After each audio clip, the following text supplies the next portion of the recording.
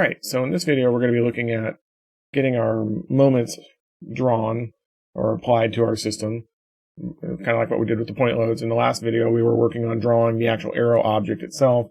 That will now be used in this. This should be a fairly quick one, I hope. That's obviously famous last words, but we're going to work on getting our getting ourselves set up. Now you'll notice over here in our models I've kind of split some things out a little bit. I've moved the loads into their own folder. Things are getting kind of hard to find, a little bit clunky, so I went ahead and kind of cleaned that up. I've gone through the code and updated some comments and have worked on that a little bit. Nothing that changed anything.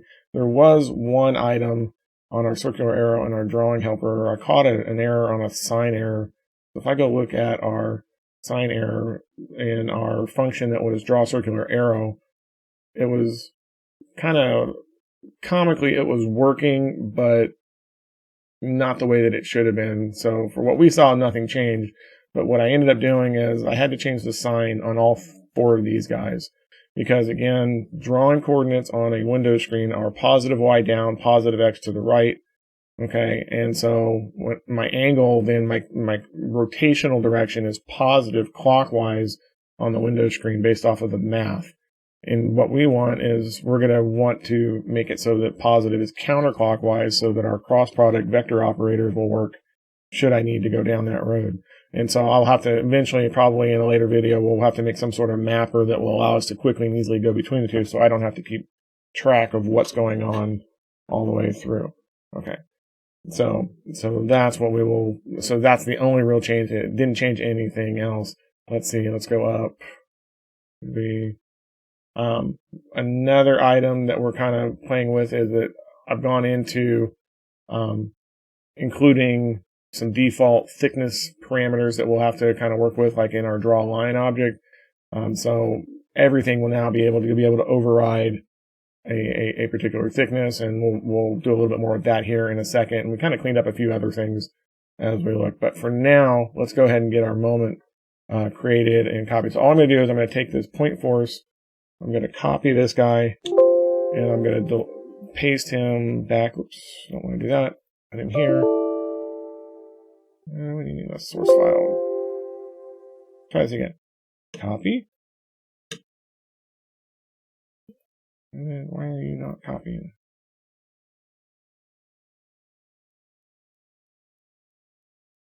Alright, not quite sure what was going on there, but alright, so we've got our point moment file made.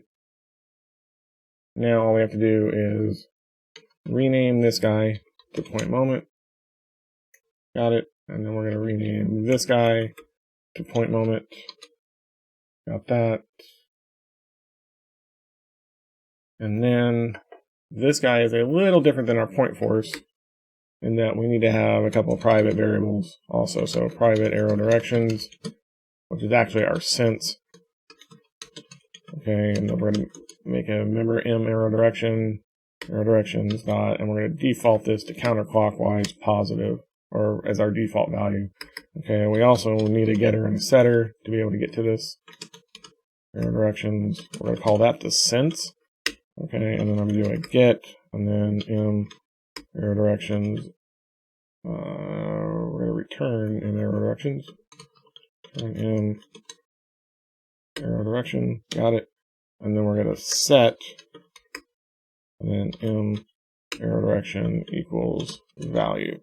And that will get us that guy. So there's our setter.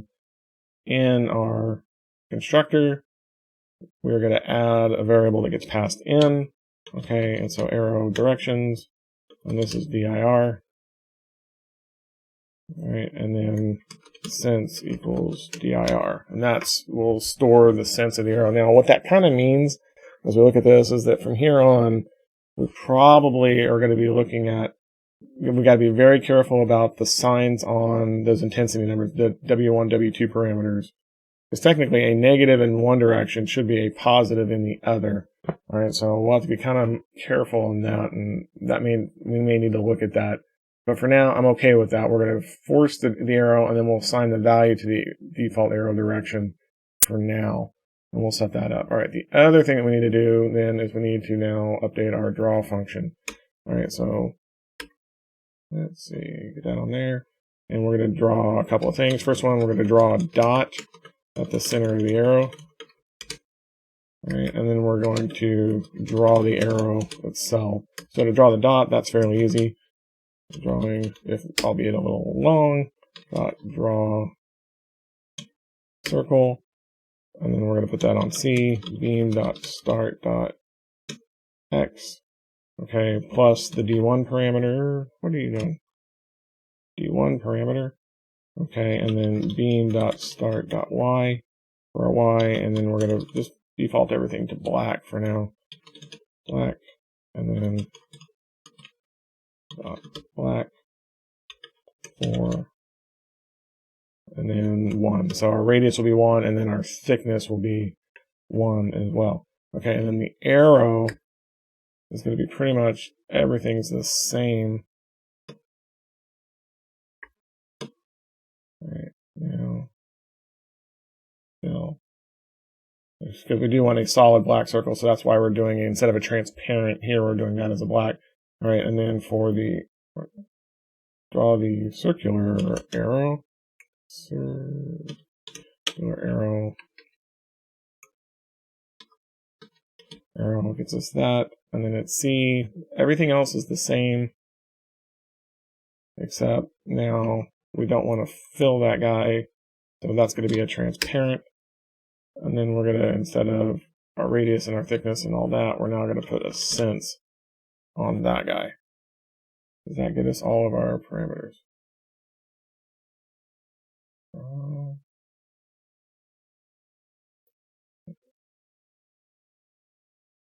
What are you doing to me? You're killing me today. That's what I must have misspelled it. All right. So that gets us that. And so that will give us the ability to be able to draw stuff. All right. So then all I have to do in our load cases, let's see,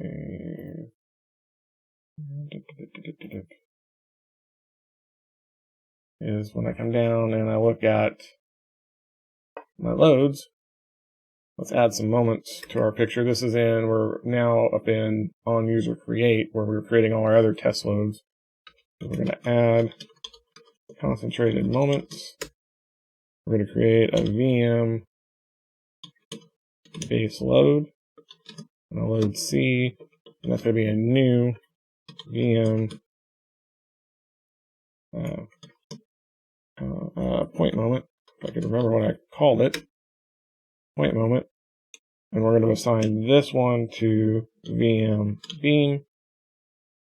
All right. And just for testing purposes, I'm going to put that on to our third beam, someplace a little different. And then 100 from the start node, make its intensity 50, and then arrow directions, and we're going to put this guy as counterclockwise. Okay, and again, really, I should test that if this is negative, it will automatically set that, but for now, well, here in about 5 videos when I start getting confused, leave me a comment down below and go, hey, you said you were going to do this, and, well, yeah. Anyway, okay, so there's one. Let's see, should we make another one just to test that our clockwise is working? Probably. So let's make another one. All right, we're going to call this as D. We'll add him to the list, D. All right.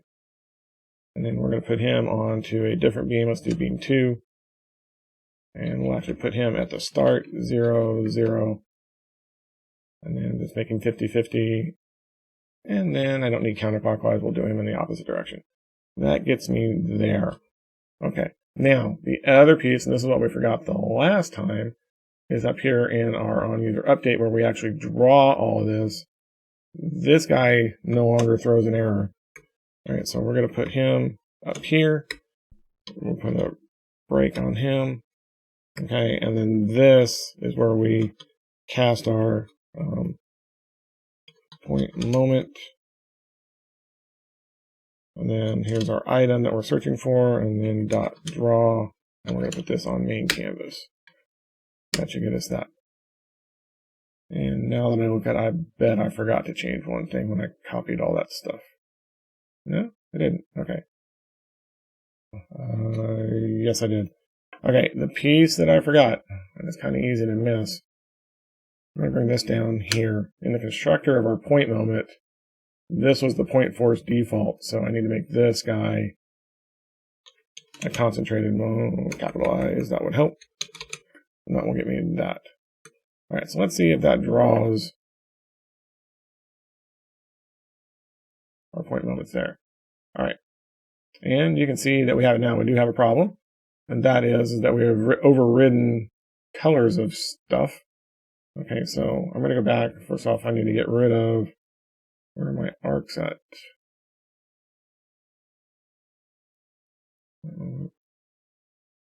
That's on user create. Where's my on user update? I don't need to draw those two guys. Those were our test arcs from our last go around, so we'll take that there. I think for now we can also take off that blue line. That was just kind of a placeholder, and let's see what that does. All right, so getting a little cleaner, and you can see we've got some black dots that are happening. Now you can see that there is a problem, and that is that the arc color in our drawing helpers has defaulted somewhere. Let's go find our circular arc down here in the bottom, and sure enough, that's what we have here. Now, we are passing in a fill parameter and a stroke parameter, but then when I draw the arc, circular arrow,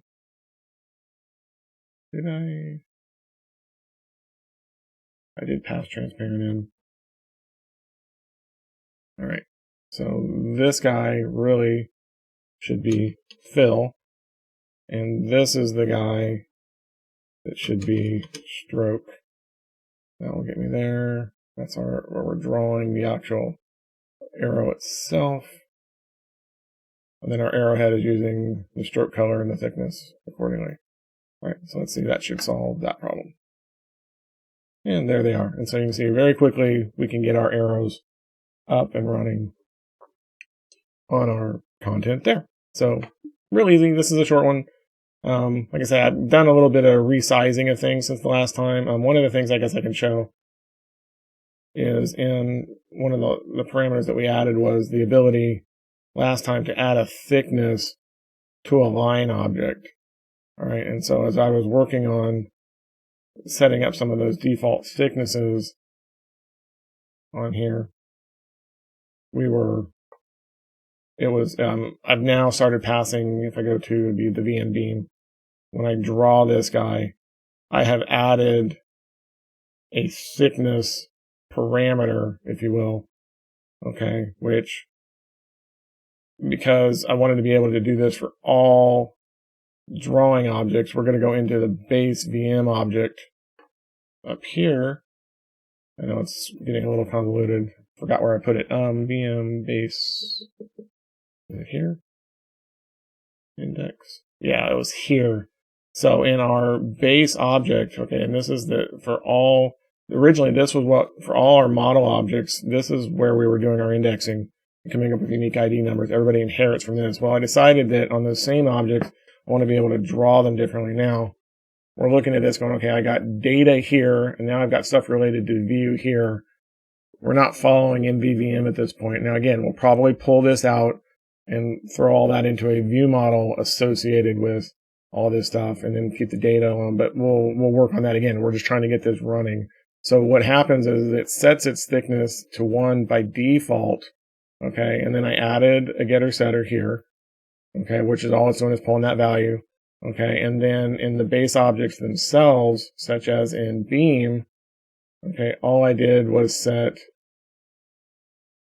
override the line thickness for the beam object, right, and this is where I come in and I put a thickness equal to 8. So this thickness method getter is in the base object, not in the beam object, and so that's going to be 8.0 for now, and that's how I'm getting a thicker line. It looks a little better. The other thing that we did as we started kind of looking at this is when in my on user update, which is where I'm doing all my drawing, as you can see, I moved the beam code so that it draws the beam first, right? And then draws the nodes over the top. And I think it just looks everything else over the top of the beam. I think it just looks a lot more clear on that, because obviously if I take this, let's just move it just so it doesn't take long. Let's just move this real quick, put it here. And then when I go and I draw it, you can see the beams over it, and I don't see any of the nodes. The nodes are all back behind, and it just didn't look good. So that's why I moved him up to there. And so now all my nodes are a lot more visible. Again, it's mathematically it doesn't make any difference, but it lets us at least see what's going on. You see I got my little tick mark for the center of the circle. This one is over in the center of the node because it was assigned to the 0 point of that node. And with that, we're kind of on our way as far as getting our moments implemented on those kind of things. Okay, so like I said, there's a little bit of work done with related to thickness, but not a big deal. So anyway, that's all we have for today. Pretty short one, just because it's an easy task, but I wanted to get that in. I probably should have put it on the last video, and well, another video for you guys to watch, right? Yeah. So anyway, that's what we got. So we're set up, we're good to go, and in the next video, I promise we'll start doing some calculations of some sort, or drawing free body diagrams. Now that we've got our model built, we can now start doing other pictures that draw the free body diagrams, and then with that, and then we can start writing the values of the forces and those kind of things. But that's what I wanted to do. So quick one. With that, we'll see you guys next time. Have a great afternoon. Bye now.